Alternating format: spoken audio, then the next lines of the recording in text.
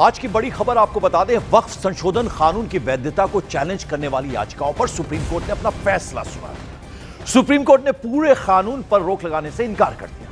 हालांकि कुछ ऐसी धाराएं हैं जिन पर रोक लगाई है। सीजेआई बीआर गवई ने साफ कर दिया कि इस पूरे कानून पर रोक लगाने का कोई आधार नहीं है। सुप्रीम कोर्ट ने निर्देश दिया कि जहां तक संभव हो वक्फ बोर्ड का मुख्य कार्यकारी अधिकारी मुस्लिम होना चाहिए।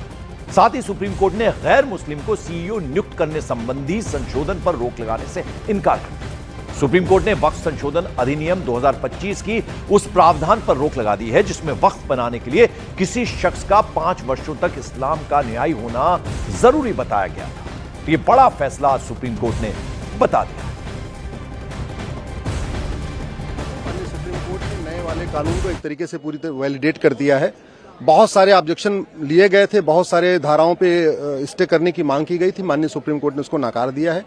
केवल उनको इतनी रिलीफ मिली है कि जो नए वाले कानून में व्यवस्था थी कि जो 5 साल तक प्रैक्टिसिंग मुस्लिम होगा वही वक्फ कर पाएगा, उसको माननीय सुप्रीम कोर्ट ने स्टे किया है। बाकी और सारी मांगें नकार दी गई हैं।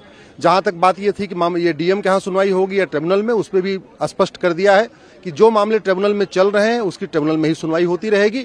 लेकिन जो नया आएगा विषय वो डीएम के सामने जा सकता है या वो आदमी कोई ट्रिब्यूनल में ले जाना चाहे तो ट्रिब्यूनल में भी, उसमें कोई अभी तक रोक नहीं लगाई है।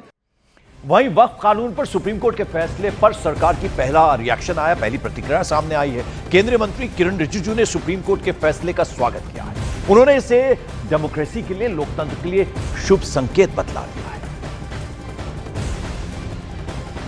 तो वक्फ कानून की कुछ धाराओं पर विवाद है और सुप्रीम कोर्ट ने ये बातें कही हैं, लेकिन आपको बता दें कि इसका ये फैसला सुप्रीम कोर्ट ने सुनाया है। केंद्रीय मंत्री किरण रिजिजू ने सुप्रीम कोर्ट के इस फैसले का स्वागत किया है और डेमोक्रेसी के लिए इसे एक तरह का शुभ संकेत बतला दिया है। और क्या क्या सुप्रीम कोर्ट ने बड़ी बातें कही हैं वो हम आपको लगातार दिखा रहे हैं। यानी 5 साल प्रैक्टिसिंग मुस्लिम वाली जो शर्त थी उसको लेकर फैसला सुना है। कलेक्टर का फैसला अंतिम फैसला नहीं माना जाएगा, सुप्रीम कोर्ट ने यह भी कहा है। तो वक्फ कानून पर सुप्रीम कोर्ट का ये बड़ा फैसला सुना दिया गया है और ये जो फैसला सुनाया गया इस पर केंद्रीय मंत्री किरण रिजिजू ने खुशी जाहिर की। उन्होंने कहा कि डेमोक्रेसी के लिए ये एक तरह का शुभ संकेत है।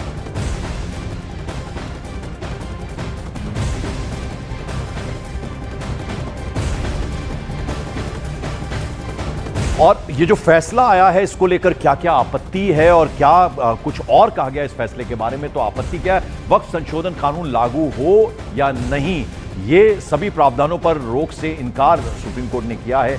5 साल इस्लाम का अनुयायी होने की शर्तों पर रोक है और वक्फ की संरचना पर सवाल उठा ले गए हैं। यानी जो आपत्तियां जताई गई हैं वो हम आपको बता रहे हैं। यानी सुप्रीम कोर्ट ने जो फैसला सुनाया है उस पर क्या क्या आपत्तियां जताई गई हैं उनके बारे में हम आपको बता रहे हैं। वक्फ बोर्ड में 3 से ज्यादा गैर मुस्लिम नहीं है, ये कहा गया सुप्रीम कोर्ट की तरफ से। सीईओ मुस्लिम हो लेकिन गैर मुस्लिम पर किसी तरह की रोक नहीं। इस पर वक्फ की संपत्ति पर, यानी वक्फ की संपत्ति पर फैसला का अधिकार हो, ये भी कहा गया। यानी ये आपत्ति जताई गई है। वक्फ भूमि विवाद पर कलेक्टर का फैसला आखिरी नहीं होगा, सुप्रीम कोर्ट की तरफ से कहा गया है। वक्फ भूमि विवाद के निपटाने के लिए ट्राइब्यूनल जा सकते हैं, ये भी सुप्रीम कोर्ट की तरफ से कहा गया है। और इस पर क्या क्या आपत्तियां हैं वो हम आपको दिखा रहे हैं।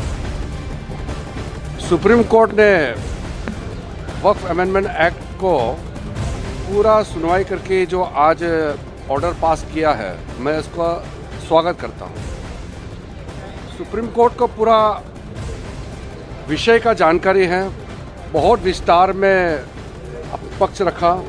सरकार के ओर से हमारे सॉलिसिटर जनरल ने विस्तृत रूप से एक्ट में जो प्रावधान है और उसका मंशा, सरकार का जो सोच है, उसको भी सुप्रीम कोर्ट में रखा है।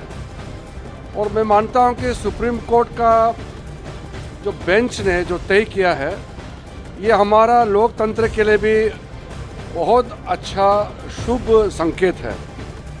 डेमोक्रेसी के लिए शुभ संकेत है, किरण रिजिजू ने कहा। लेकिन समाजवादी पार्टी के नेता अबू आजमी है, उन्होंने सुप्रीम कोर्ट के आदेश पर असंतुष्टि जताई है। क्या कहा उन्होंने, जरा उनकी बात भी आपको सुना दें। सर, जो फैसला आया है सुप्रीम कोर्ट के हिसाब से क्या लग रहा है आपको? नहीं, देखिए ऐसा है कि अभी बहुत जल्दी है बोलने में। अभी हमने पूरा जजमेंट पढ़ा नहीं है और हमारी जो इसके जिम्मेदार हैं मुस्लिम पर्सनल लॉ बोर्ड, इन लोगों से हमारी डिस्कशन भी नहीं हुआ है। लेकिन मैंने जहाँ तक देखा है, मैंने ऐसा है कि नए मुसलमान जो कोई कन्वर्ट होकर मुस्लिम बनता है 5 साल तक वो वक्त में नहीं कुछ कर सकते, और वो प्रैक्टिसिंग मुस्लिम होना चाहिए। अब प्रैक्टिसिंग मुस्लिम कौन तय करेगा? ये तो कोई मतलब ही नहीं हुआ। ये प्रैक्टिसिंग मुस्लिम है या नहीं है, ये तो उसकी अपनी पर्सनल चीज़ है। और थोड़े हिस्से पर उन्होंने रोक लगाई। कलेक्टर को जो है ना, उन्होंने पूरी ताकत दे दी है। कलेक्टर तय करेगा कि ये ज़मीन वक्फ की है कि नहीं है। ये इससे जो है ना कलेक्टर को ताकत मिलेगी, और कलेक्टर जो है सरकार का आदमी होता है। कलेक्टर जो है, जो सरकार कहती है वही कलेक्टर को 10 बार सरकार को सलाम करना पड़ता है। पुरानी ज़मीनें जिन्हें वक्फ माना जाता था, जिसे कागजात नहीं मिल रहे हैं, वहाँ डिस्प्यूट है अभी कि उसे वक्फ नहीं माना जाएगा। अभी जो 200 साल 500 साल 300 साल 500 साल पुरानी है, उनके पेपर्स कहाँ से लाएंगे आप? उस पर भी अभी एक वो है। और सीईओ मुस्लिम होना चाहिए। नाराजगी जता दी, हालांकि उन्होंने कहा कि it's too early to comment, अभी पूरा फैसला मैंने पढ़ा नहीं, अब वो आदमी को सुना। सुप्रीम कोर्ट के फैसले का अखिल भारत हिंदू महासभा ने स्वागत किया, तो वहीं कांग्रेस नेता तारिक अनवर ने कहा कि अभी पूरे फैसले का इंतजार करना चाहिए। जिस प्रकार से आज माननीय उच्चतम न्यायालय ने अपने अंतरिम आदेश में जो फैसला दिया है वक्फ बोर्ड को लेकर के, अखिल भारत हिंदू महासभा इसका स्वागत करती है। जिस प्रकार से गरीब, परेशान, दबे हुए, कुचले हुए मुसलमानों के हक में ये फैसला है, ये एक बहुत ही बेहतरीन कदम है। कि अब अभी फ़ौरन कोई टिप्पणी करना मुनासिब नहीं होगा जब तक पूरा जजमेंट, पूरा फैसला नहीं आ जाता है, और उसको हम लोग देख लेंगे, पढ़ लेंगे, उसके बाद ही कोई कमेंट करना मुनासिब होगा।